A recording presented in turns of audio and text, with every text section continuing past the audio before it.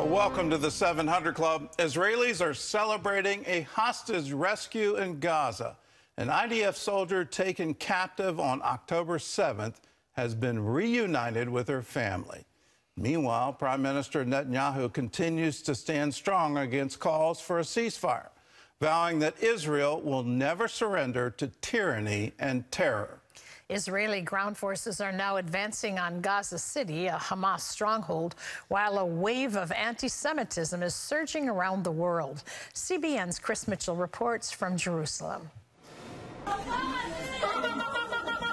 This is the joyous reunion between Private Ori Megadish and her grandmother.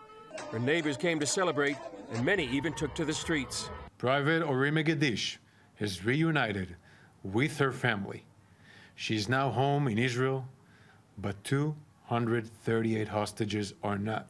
The IDF chief spokesman reminded the world that many more remain in captivity. The Israel Defense Forces has a moral obligation to do anything and everything to bring every hostage home. We are operating on the ground in Gaza and doing everything necessary to free the hostages from Hamas and free Gaza from Hamas. Israeli Prime Minister Benjamin Netanyahu addressed the foreign media by saying Israel's war with Hamas is a battle of civilizations. Ladies and gentlemen, the Bible says that there is a time for peace and a time for war. This is a time for war, a war for our common future. Today we draw a line between the forces of civilization and the forces of barbarism. It is a time for everyone to decide where they stand. Israel will stand against the forces of barbarism until victory. Netanyahu views October 7th as a global line in the sand. Ladies and gentlemen, this is a turning point for leaders and nations. It is time for all of us to decide if we are willing to fight for a future of hope and promise, or surrender to tyranny and terror. Now rest assured, Israel will fight. And that fight is spreading far beyond Israel and the Gaza Strip. From an anti-Semitic mob hunting Jews at a Russian airport to tens of thousands in this pro-Palestinian march in London. In the U.S., college campuses are the scene of anti-Semitic incidents. At Cooper Union in New York, a group of Jewish students forced to barricade themselves from a pro-Palestinian group. While at Cornell University, officials sent police to guard a Jewish center and kosher dining hall after posts threatening violence against Jewish students appeared on a website not affiliated with the school. I mean, it's worse than I've ever seen it, Chris, in terms of just the temperature of the anger and how it's spilling over into very real-world hate. That's the view from Laura Atkins, opinion editor of the Jewish publication The Forward. She tells CBN News about spending 3 weeks chronicling Israelis who went through the horrors of October 7th. It feels good to be able to give back by helping tell people's stories and sit with people that are in sometimes the worst days of their lives. But I won't pretend that I'm not afraid with all of the anti-Semitism we're seeing, all of the just hate and vitriol and misinformation. It's a really frightening time to be Jewish, which is not something I usually say. How has this affected American Jews? Just astronomically. I mean, before I came here to cover the war, the first day before Israel had even done any retaliation after the October 7th terror attacks, there were massive protests in Times Square calling for intifada, which means kill Jews, calling by resistance by any means necessary. On the battlefield, the IDF chief spokesman confirmed Israeli forces expanded their armored and infantry forces in the Gaza Strip. The goal is to collapse Hamas and bring back the hostages. Chris Mitchell, CBN News, Jerusalem. Well, Doron Spielman is a spokesperson for the IDF, and he joins us now live from Tel Aviv. So tell us about the rescue of this soldier. All Israel is celebrating. Can you tell us about the operation to save her? Well, today is the 25th day of the war since Hamas invaded Israel's borders and took hundreds of people hostages, killing well over 1,400 people. And one of those hostages that was taken was Private Ori Magadesh. She's a female soldier in a specific battalion. She was taken and not heard from again in the Gaza Strip. Yesterday, our forces, as part of our expanded campaign inside the Gaza Strip, which involves ground forces, aerial forces, and intelligence, sent a special forces team along with other support teams, and thankfully, thank God, managed to rescue this young woman, Ori Megadesh, and bring her back home to her family. It's really, in a very dark time, a ray of light for the Israeli people. It shows hope. I think it also shows a real justification for the way that our campaign is being handled and the steps that we're taking, including increasing our campaign inside Gaza right now. It looks like you're in for a very long and difficult fight. The Hamas has all kinds of tunnels, hundreds of miles of tunnels. How is the IDF prepared for that? Gordon, you know, they have been preparing for this for 16 years. Right? All that international aid money that was supposed to be helping the people of Gaza, Hamas sunk hundreds of millions, if not billions of dollars to creating this underground maze of hundreds of miles of tunnels. And, you know, they've embedded themselves very deeply. And what we know is this is really what we're seeing unfold right now is really part of the script that Hamas had prepared well in advance. This kind of follows the ISIS/Hamas movie line, right? It begins with the massacre of Israelis. Then they retreat back to Gaza, go underground, and push their civilians in way. And then when a civilian is killed, unfortunately, they then turn to the international community, trying to distract the international community so that they can then continue with all their terror methods. And what we're doing in terms of our ground operations, our aerial operations, our Navy, and our engineers is we are pinpointing right now that Hamas leadership. We have eliminated just in the last 24 hours dozens of Hamas terrorists, including 5 of their commanders that are in charge of such things as part of their aerial commanders, their central commanders for the Gaza Strip. And we're weakening their structure, their infrastructure. And you have to understand, they're operating from not only inside tunnels, but inside universities, hospitals, such as we released about the Shifa Hospital. They've been embedded, and we're flushing them out, and we're eliminating them, along with seriously damaging their infrastructure. But the answer is, this is going to be a long haul. The damage that was inflicted on us was major, and therefore our answer is going to be major. It's nothing less than dismantling Hamas completely. How are you going to wage the, I'll call it the ideological war that, you know, the IDF is somehow engaged in war crimes, and as you're trying to rescue hostages, you're trying to free your own citizens that have been taken. And already we're seeing calls from the EU and the UN. What is Israel going to do on that front? On a legal basis, the IDF operates according to the rules of war, which calls for trying to distinguish between civilians and, you know, non-combatants and terrorists, which we do whenever possible. We do strike military targets, and we're never purposely striking a civilian, a non-military asset. Hamas, on the other hand, is breaking international laws. They follow the laws of evil, the laws of terror. They push, you know, terror. They push civilians directly in harm's way. And we really have to understand the facts, first of all. And the world needs to understand the facts. Hamas, every single rocket they're firing at Israel, 8,000 plus rockets, every single one of them is coming in contradiction to international law, because they're being fired towards civilian centers. The use of civilians, putting them in hospitals, all this is in contradiction of international law. What we do, first of all, we have justice and right on our side, because we are following international laws. We're moving forward with our operational capabilities, and we're doing our best to explain this to the world. And there are those who are listening.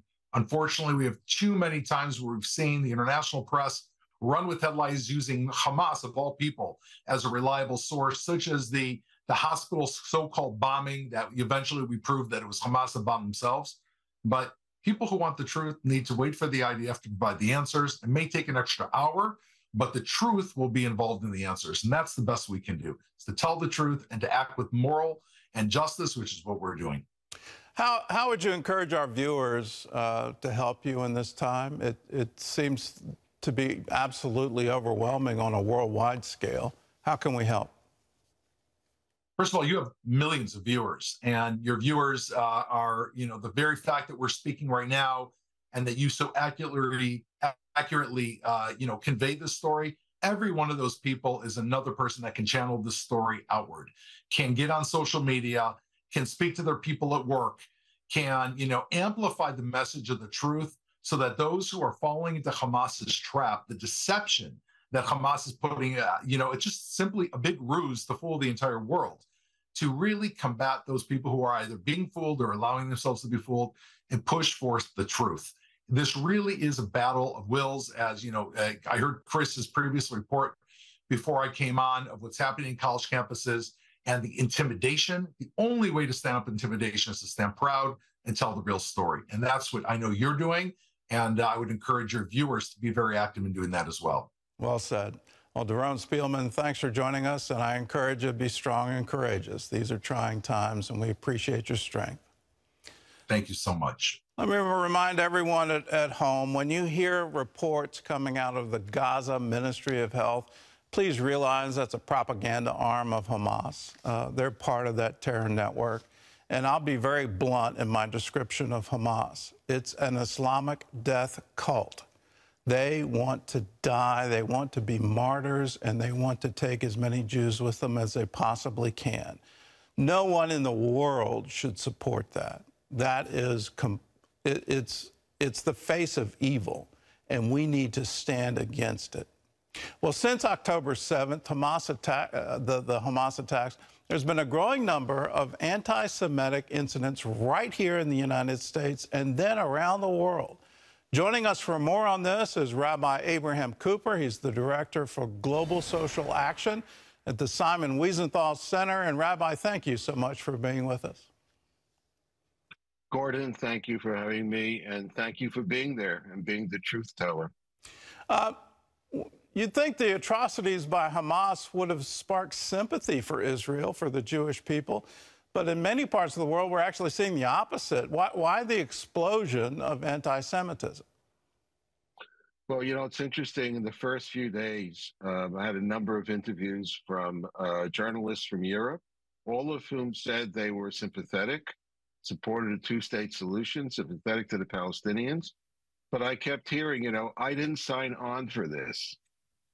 We were hoping and anticipating that supporters of the Palestinian cause would be revolted by what they saw, what we all saw. These were worse than Nazis. The Nazis tried to erase their crimes, and they were broadcasting their crimes.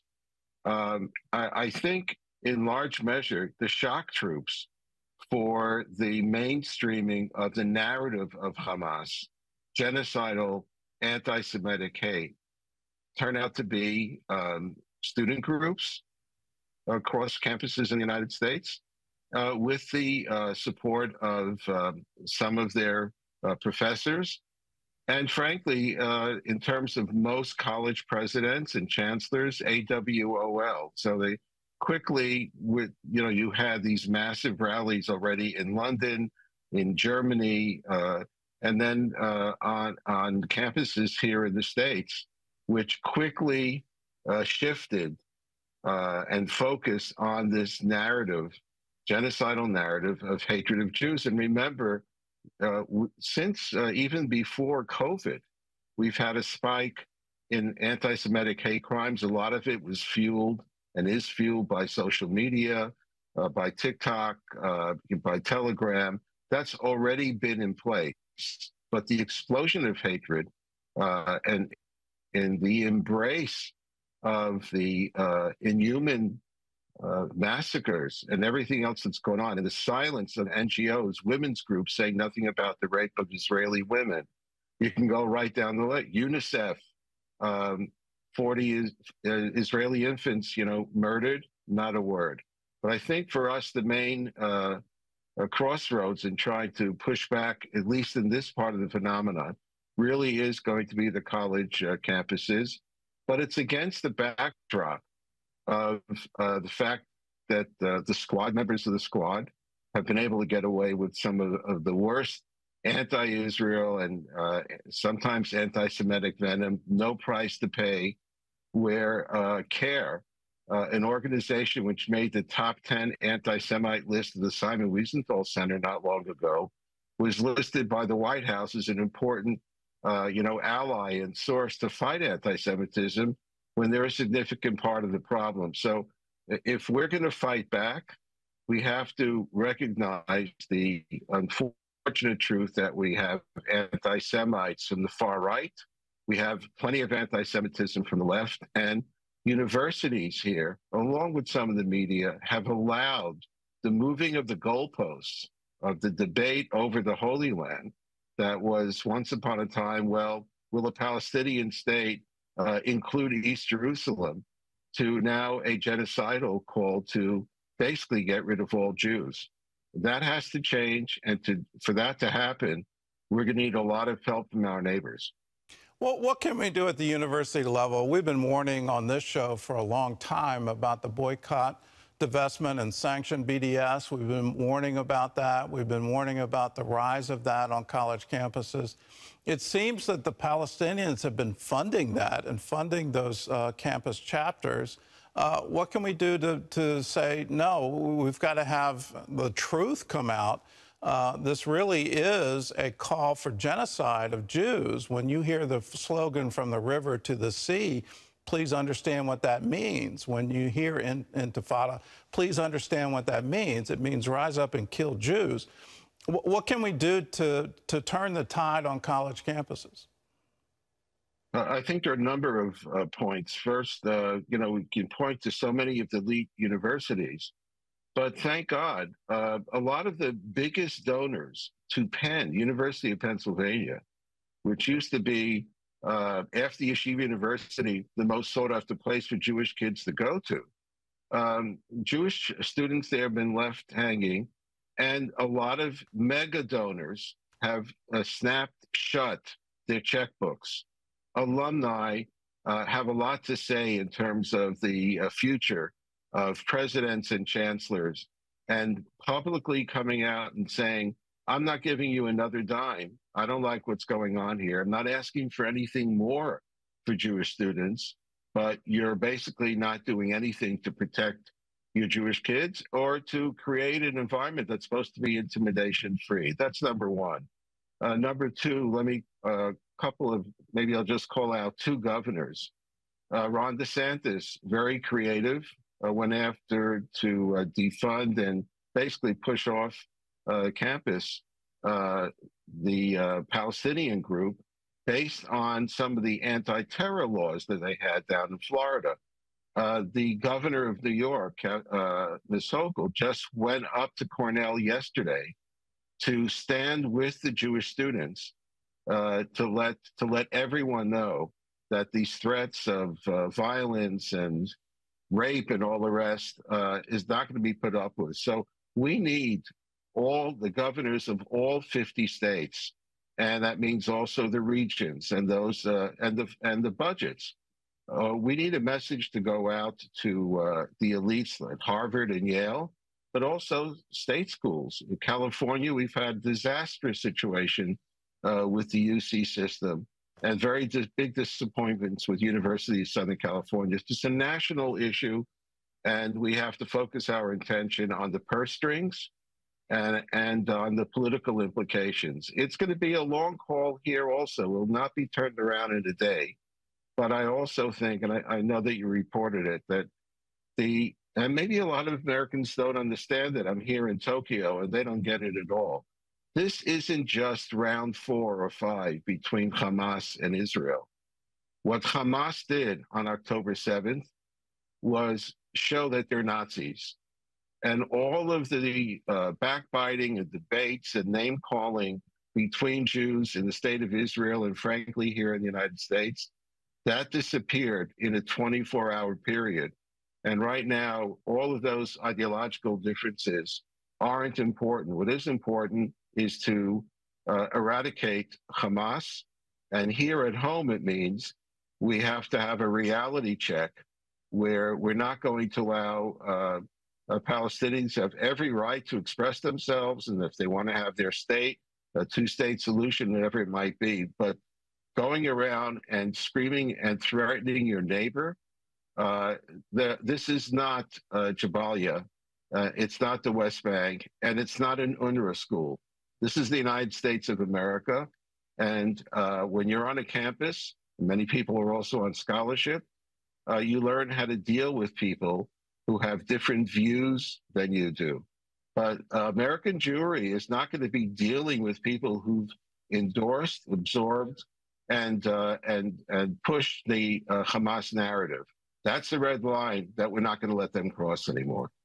Well, Rabbi Abraham Cooper, thanks for being with us. We just saw a sign on your feed that we're running out of time.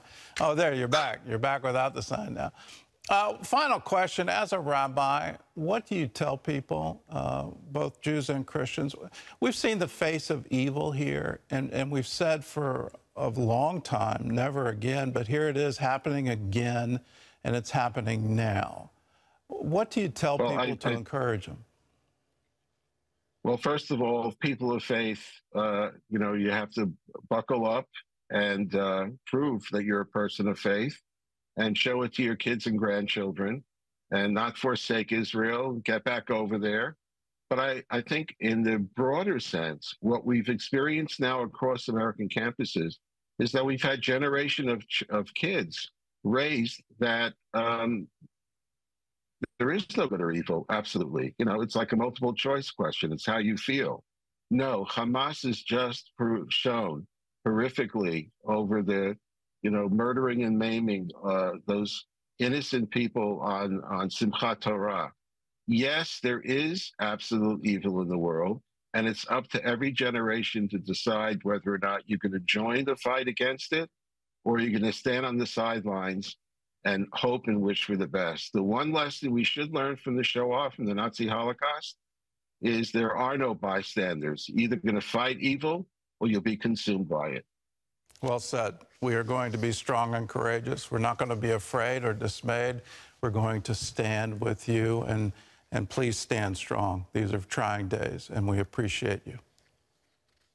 God bless you, Gordon. Wish we can have a 1,000 like you out there. But we at the Jewish community appreciate everything you've done and will continue to do. Thank you. Thanks for being with us.